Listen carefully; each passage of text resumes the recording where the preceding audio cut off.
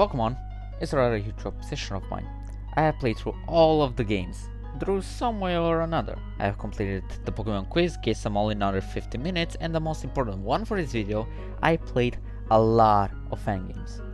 From games like Dark Rising to Glaze, from Insurgents to Reborn, but through all of those fan games, a few of them stood out for what they did at their time, and those were the Pokemon fan games made on Roblox: Project Pokemon, Pokemon Fighter CX, and Pokemon Break Bronze.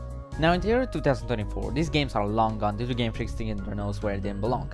Project Pokemon was kinda bad, and Pokemon Fighter CX, although it was fun, if it was still up these days, it would most likely and unfortunately been used in the wrong way. Upcoming Pokemon projects were quickly changed into something else so they won't be struck down the moment they released, and Pokemon Break Bronze was no different.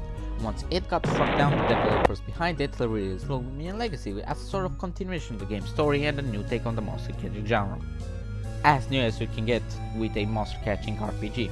PvP was not gonna be let go so easily. People tried making it in Pokemon Essentials and quickly got bored. They tried uploading the game in very poor conditions and got struck down by Roblox. But the community didn't falter. And finally, at one point, something magical happened. A leak. Yep, the entirety of PvP was leaked to the public to do whatever they wanted. This build was a better build for the Pokemon League that was slated to release until the game got taken down. So it had almost all of the content that the original game had: the coding, the models, the encounters, the HMs, all of that was in. And so in our modern days, as history repeats itself, now we have dozens of PvP revivals. PvP Legacy, PvP Odyssey, PvP Legends, Legends of Aurora. Is that even a thing? But by far the most popular, the most played, and the one with the highest expectations is PvPF, the topic of today's video. PvPF is the most completed PvP clone, since it is one of the only ones that has the Elite Four and Champion you can battle. The reason this video is being made is due to a poll that the game's creator and lead developer Faithful had put out, asking the players what they want to see in an upcoming update, and due to the results you can guess what the answer will be. This video is also made with the intent of remembering old PvP videos, which was just someone speculating upcoming legendary Pokemon and mythicals, since speculating about upcoming legendaries to PvP is still incredibly fun. But before we get to actually speculate about the new legendaries, I want to look a bit back as to how PvP used to tease its legendaries, so that perhaps we can get an idea as to what legendaries might come into PvF with what we already have from the base game. Currently, within PvPF, there have been a total of 0 new legendaries added, which weren't already in PvF, so we're gonna have to check within the legendaries we have. Currently, we have 36 legendaries added into the game, those being the legendary birds, Mew, legendary beast, Lugia, Celebi, the Regis with average Jakun and Shieleki, the Tao Duo, Jirachi, the Lake Spirits, Heatran, Shaman, Fion, Manaphy, Victini, the Source of Justice, the Genies with our Namorous, Genesect, Dancy, Hoopa, Volcanion, and Marshadow. Out of all of these, Mew, the Tao Duo, Jirachi, the Lake Spirits, Heatran, Fion, Manaphy, the Source of Justice, Genie, Genesect, Victini, Diancie, Volcanion, and Marshadows have not been teased before, which leaves us with 21 legendaries out of 36, which were not teased before they were added. There can be an argument for Heatran and Volcanion to have actually been teased before due to their current locations being near Brimber City, but I would more or less say that the locations themselves were teased. Ever since Brimber City was available, you had an NPC who was trying to break the boulder that was in the middle of the city, yet he couldn't cause he was hungry, as well as Heatran's area just being blocked off by rock slime.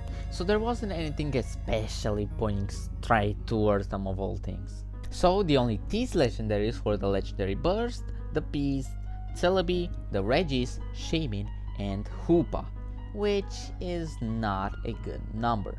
But let's take a look at the way these ones were teased. The legendary birds were teased by an NPC in Jesmond Town, who talked about the Squirtle statue, mentioning the legendary birds and perhaps him being able to play a role if you showed them all 3. Lugia had its area revealed when you got access to Surf back in Port Deca, having its location be found on the other side of Rose Cove Beach. The beasts were teased by having a Ender shrine right at the top of Krakena's Cliffs, where you were later able to encounter them and set them free to roam the region. Celebi was teased by having its shrine in plain sight on Route 9 after the 3rd gym. Regis were the earliest legendaries to be teased that released into the game, Regirock being first on round 4, having his area proudly displayed as the first real clue to an upcoming legendary. Jamin was teased via a lady in the garden's house on round 9 talking about it, and Hoopa is, well, the mascot of the game. So, what can we deduct from how the legendaries were teased? Well, most often than not, the devs will place areas locked behind HMs to save for later updates, and when those HMs are added, you are able to go back and get the legendaries from within said areas. This rings true even for legendaries that were not teased, having the areas previously locked behind the HM to get there, Source of Justice, Hydra and Diancie, etc. So, we gotta look for places which have yet to actually be thoroughly searched, or nods towards the legendary Pokemon that might help us deduce where they may be found when they are added. Now with all of that out of the way, we are gonna use 3 types of ranking towards this speculation. The most likely, in which we have areas that are clearly being set up for something, for a legendary or something else, which have no clear payoff within the actual game, and 4 hints towards that certain legendary, or a very good understanding of what the possible method to get said legendary is. The plausible one, in which we do have hints towards the possible addition of said legendary within the game, but we don't have as many good ideas as to how we can get them or where they might be. Finally, the wild card one. In this one, we're gonna throw absolutely everything we have at the window. No evidence, we're gonna make our evidence. No reason, no purpose, no method, we're gonna make it. Make it happen. Source, my head. I made it a fuck up. With everything out of the way, we can finally begin our speculation. Starting with...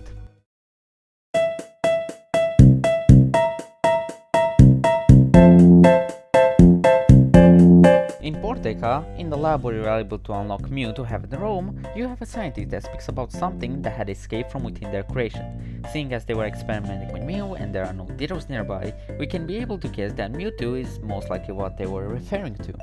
So we have an NPC straight up mention Mewtwo, but do we have a plausible space for him to appear? That is up for debate. There are a few areas Mewtwo might be able to appear, which are open and unopened to the public, but we have no hard proof evidence to tie him to a certain zone. Our luckiest guess will be the archaeology site within Midistown, since that area is blocked off and it seems to be the most likely place for Mewtwo to come and rest after escaping the literal experiment chamber. With all of the evidence piled up, I can give Mewtwo a most likely rating.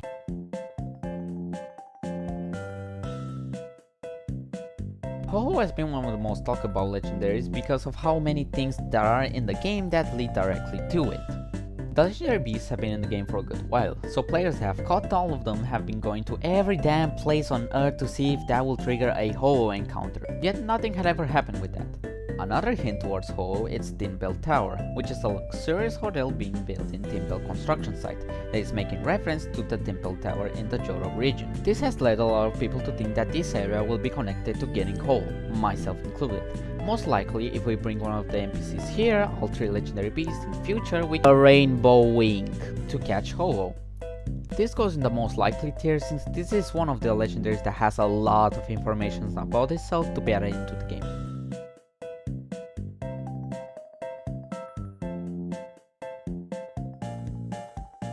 I'm pairing up Groudon, Kyogre and Rayquaza together because all of them tie into a theory I have about the potential post-game of BBF. It's very often that as a post-game, Pokemon games let you rematch gym leaders to see their more stronger teams.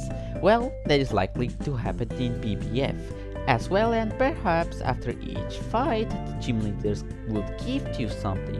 This is in regards to Groudon, as it is very likely for Sebastian to give you the red orb after defeating him to a rematch.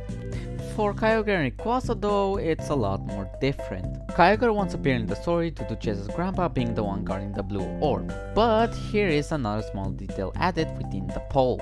Faithful has said in the option for more legendaries that he is also planning for more storyline. What I mean to say by this is that it's likely after the rematch at the Roscoe Gym, the player would likely be able to go rematch Jess at her grandpa's house, and afterwards she gives the player the blue orb and they are able to then summon Kyogre.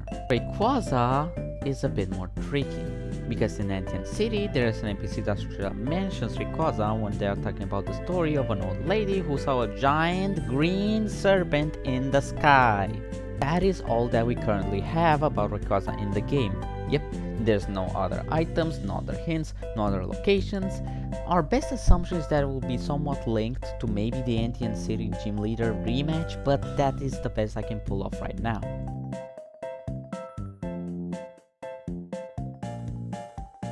Deoxys is another Pokemon we can pinpoint where it would most likely appear, having it possibly appear somewhere around Cosmos Valley, but we have no idea as to how we could be able to actually get it. The only reason we even know Deoxys might appear there is because it has its meteorites there, and they are generally around very spacey theme which works for Deoxys. But we don't actually have any concrete evidence as to how we could be able to get it. Maybe it could be a timed event similar to Manaphin and Shadow, but that will be two timed events in one area and I just don't find it likely.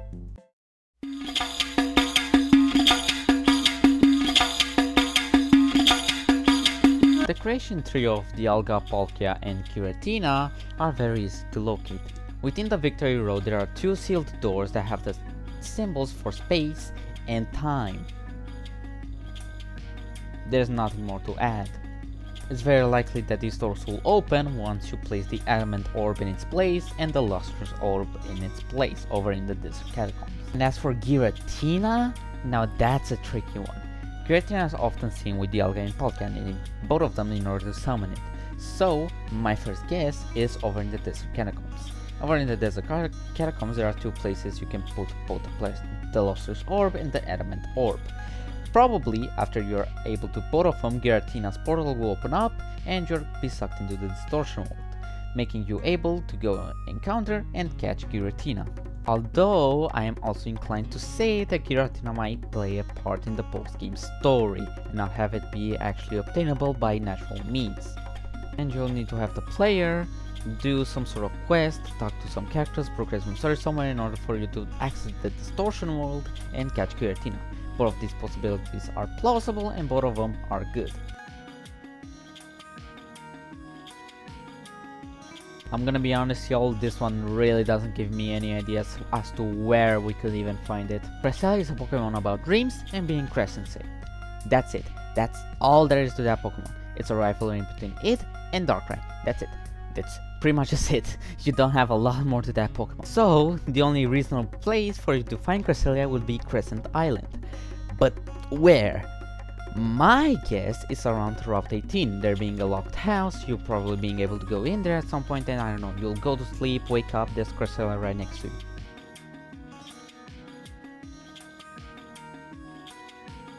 Now for this one, we do have a few options, starting with the least likely, the Old Graveyard.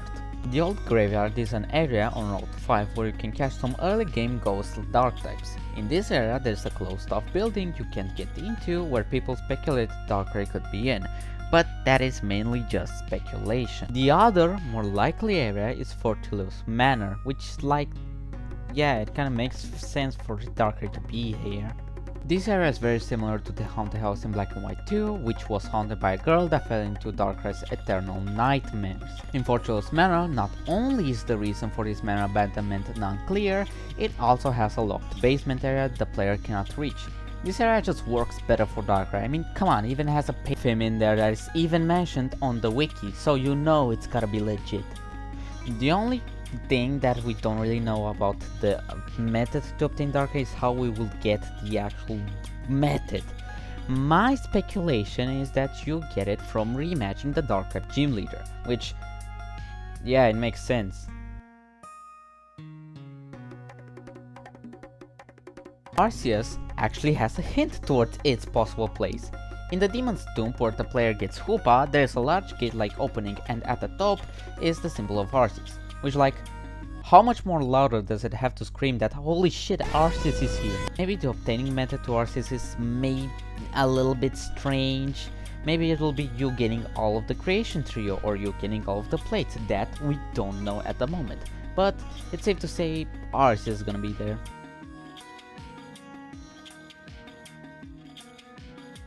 On Route 7, after you get the ability to surf, you are able to enter a cave and visit the Path of Truth. Within said Path of Truth, you can find a door-like thing, which is split in between black and white. this is the only thing we know about Reshiram and Zekrom.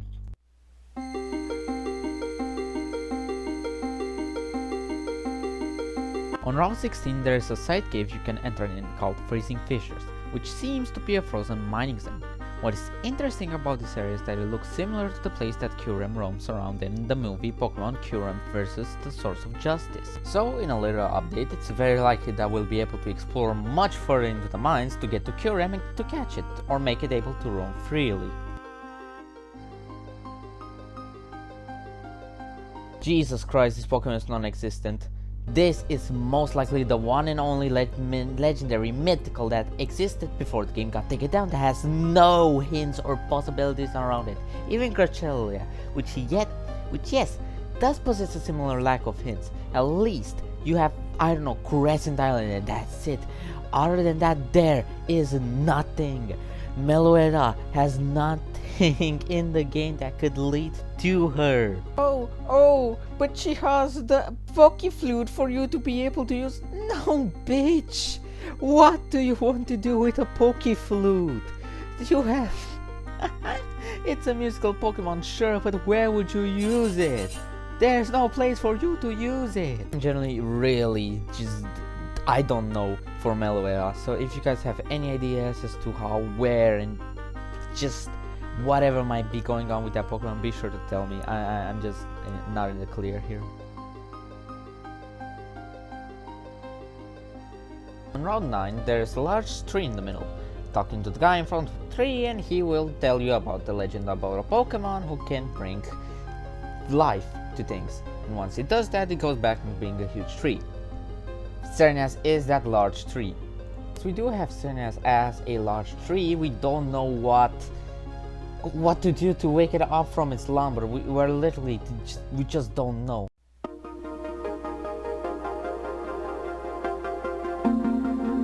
This one is not so good.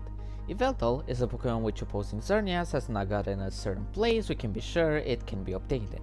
But I do have one possible theory where the location of it is. The old graveyard. The old graveyard is a dead zone, and I mean dead. Trees are gone, there are dead bodies around, and what's more funky is that there's a closed house nearby. People might say this is for Darkrai as previously stated, but I don't think that's the case. I think maybe this house might lead to some place where Yveltal's cocoon could be found hidden around there, although this theory is very up in the air and has no actual smoking gun or evidence behind it, just some correlations. Hello guys, this is post editing Marks, and after finishing my script, there was a leak posted which included a new route, which was a pretty dead, corroded route, and that place might possibly have Yveltal in it, but it might also not. Why? Is because you'll find out later in the video, because I will bring up this zone again. But yeah, just keep in mind that I didn't that Yveltal might also be here. If we count by this place, it might be in the plausible tier.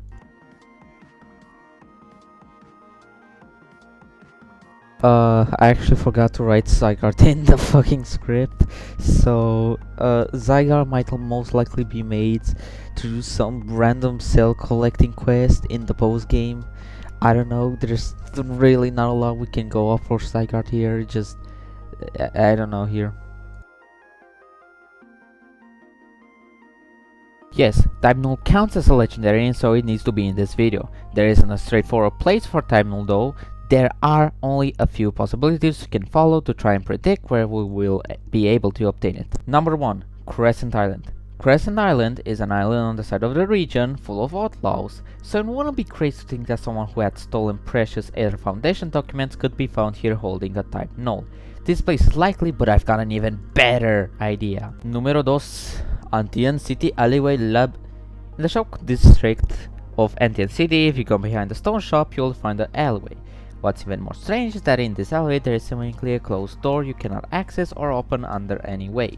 This alleyway or area might be where some illegal shitty stuff might happen. And it reminds me of another way to get Type Null in a different game, Pokemon Reborn. In Reborn, you get access to the 7th Street, but then on Corran, you could run into a lab where you will find a scientist with some stolen Edit Foundation documents, which is trying to recreate Type Null. You will then be tasked with gathering up different Pokemon to give the scientist for her to experiment on, which leads to the creation of Type Null, and allowing the player to catch it. This not only will make sense, it will also be a cool way to obtain your Type Null, and it isn't like there aren't sort of fetch quest legendaries in PvP, so it will fit quite nicely. I say that this is very like what they're going to do, since that area is, well, pretty underutilized as sort of a mouse hole.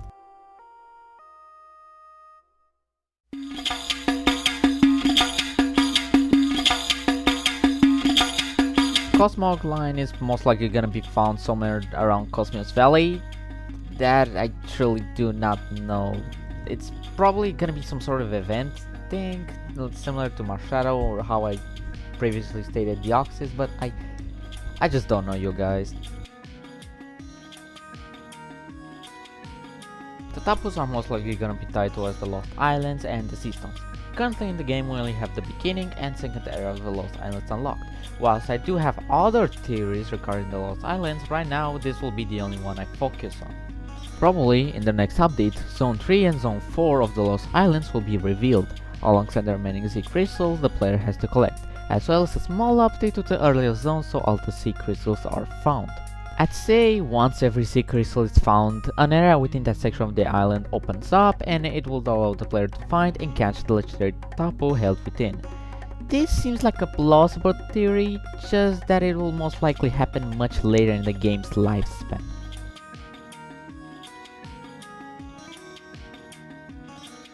In the Ancient City Museum, Magierna is literally there! She's curled up in her Pokeball form with an NPC nearby talking about her.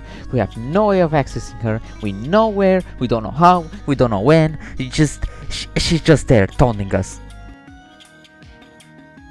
Before the game shut down, there was a plausible theory that Zeraora might be a reward for battling in the Battle Frontier, which was being built in Ancient City. Although with the game being shut down, that is less likely. So where will Zeraora be found?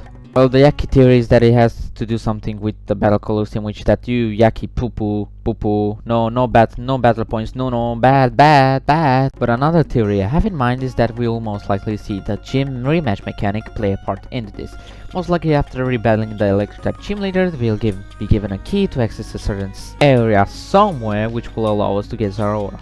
I don't think it's going to be in Ancient City, nor do I think it's going to be in the Sylvan City, because there are few Pokemon that might reside there that are not Zeraora. The reason I said Zeraora would not be in the Sylvan City restricted area was due to the possibility of another Pokemon being there, that one being Meltan. Here's what we know about Meltan. It likes to eat metal. That is all we know about Meltan and Melmetal. Okay, obviously kidding now, but we do know that Meltan come together in order to get themselves to form Melmetal. So it could be that Meltan and Melmetal were originally found in Ancient City, but were moved in Sylvan City, seeing as they were literally eating the city up. And so they locked it in Sylvan City, so to stop from recreating and making more metal and wreaking more havoc, until us, the player, comes and frees it and sets it out to be roaming, which like, oops. Okay, now we're getting to the really tough part, because this is the point at which the original BBB was shut down, and so there are no plans for any of the Gen 8 or Gen 9 legendaries to be added into the game, which makes it hard for us to predict an actual place for them to spawn, but I will try my best. Station and Samazin are the first really big hurdle kill. Their usual place of rest is within Slobbering World, a foggy, messy, swamp-like area similar to our Route 18. The problem is that we can't position in Samacenta there to do something I have coming up later in terms of that. So, what are our other options, you may ask? Well, in the Iridian ruins, there are swords and shields, cause it was a Colosseum at one point. Yes, this sounds very dumb, but what if after rebattling the Iridian gym leader, he gives us an old shield and an old sword, which opens up a path into the Iridian ruins, which allows us to go deeper to eventually find the loyal dogs of the king who passed away, and set them free to be found roaming in the wild. That works. We can actually do that. Is this theory flawed? Yes, this is just me throwing anything at the wall here, but seeing with what I have to work with, I think I did pretty well. Eternatus. Eternatus is a Pokemon made by Chairman Rose to power up the region with the power of Dynamaxing. Here is the problem. Because this Pokemon is so tight within Dynamaxing, I don't think we are going to be able to get it before Dynamaxing is added. So it would make sense to come with a Dynamaxing storyline, which is not the focus right now, so we are going to see Eternatus probably later down the line, or I don't know, just some random event distributed some shit, I don't know. Cupfu, no joke, has an actual place we might be able to find it. Within its Pokédex entry, it reads that it's a species most commonly found within the mountains.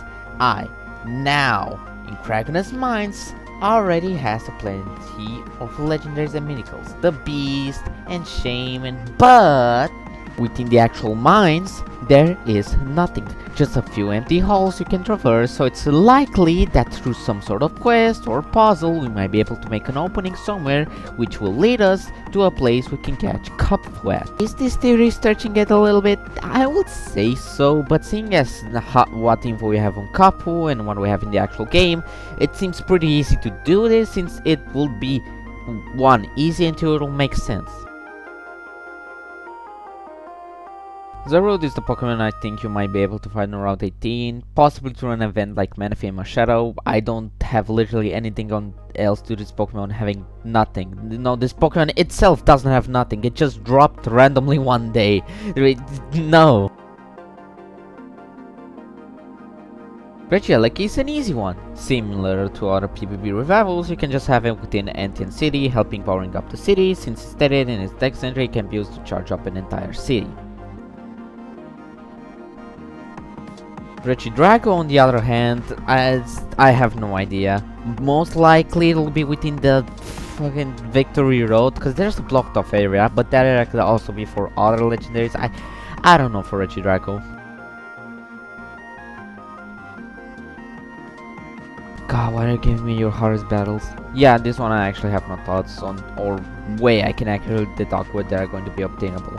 The legendary birds already have a pretty stated place. What the hell would you be able to do for the Galarian bird?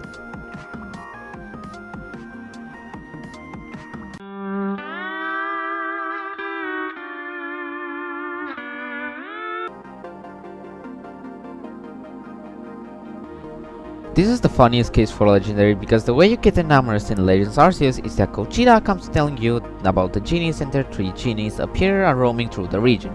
Once you catch them all and complete their decks, you get enamored. Which is funny, cause this is the exact way you get Landers in PvP. So, are they just gonna do the same thing again? Like you have all 3, so now you gotta go to a different zone when Enamorous pops up or some shit. It's just hilarious.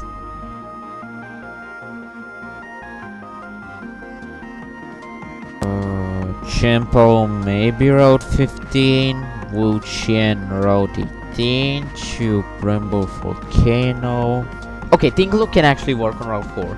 If you make a new zone or something, Okay, post the script writing marks back here. In the new leaked image, you can see a pretty ruined zone. The reason I am drawing the conclusion here is because you can see pretty much just dead grass.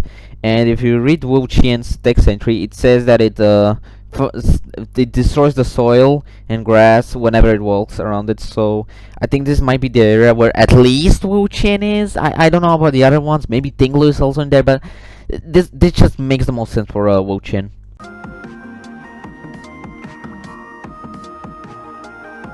For Ogerpon, you can put their mask within the museum and have it be displayed, have there be an NPC talking about it, and this is just Magyarna again, isn't it? Yeah, no, these whole legendaries don't make sense in the context of PvP.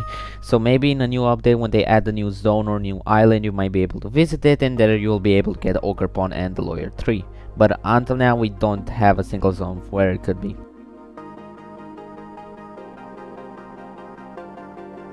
Guys, guess what? Terabagos is that terrastellation.